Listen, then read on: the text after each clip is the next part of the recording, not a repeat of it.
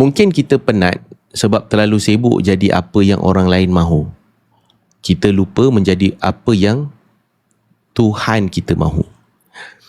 Jangkaan orang tidak pernah habis. Hari ini mereka mahu kita tersenyum, esok mereka persoalkan kenapa kita asyik tersenyum. Lusa mereka tanya pula kenapa kita tak bercakap, dan bila kita mula bersuara, mereka kata kita terlalu lantang. Manusia ni sifatnya, saya selalu cerita dalam ceramah-ceramah saya, dalam program saya, manusia ni sifatnya adalah hatinya berubah, berbolak-balik. Hatinya tidak konsisten. Sebab itu kalau hidup kita berpusing mengikut kehendak manusia, kita akan penat, dan penat tu tidak akan berkesudahan. Sebab tu Nabi SAW sebut dalam satu hadis riwayat Tirmizi, apa kata Nabi SAW?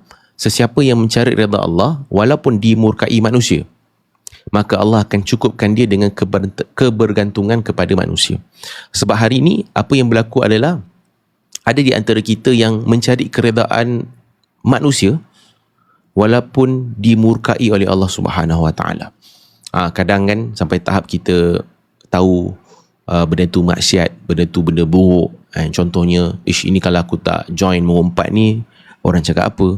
Kalau aku tak join mengata fitnah dalam grup kawan-kawan aku ni, nanti dia orang cakap aku ni tak mesra alam pula. Tak apalah, join je lah mengumpat dia orang. Maka kita ni mencari keredaan manusia dengan dalam keadaan kita dimurkai oleh Allah Subhanahu Wa Taala kerana kita lakukan sesuatu yang dilarang oleh Allah Subhanahu Wa Taala. Itu salah satu contoh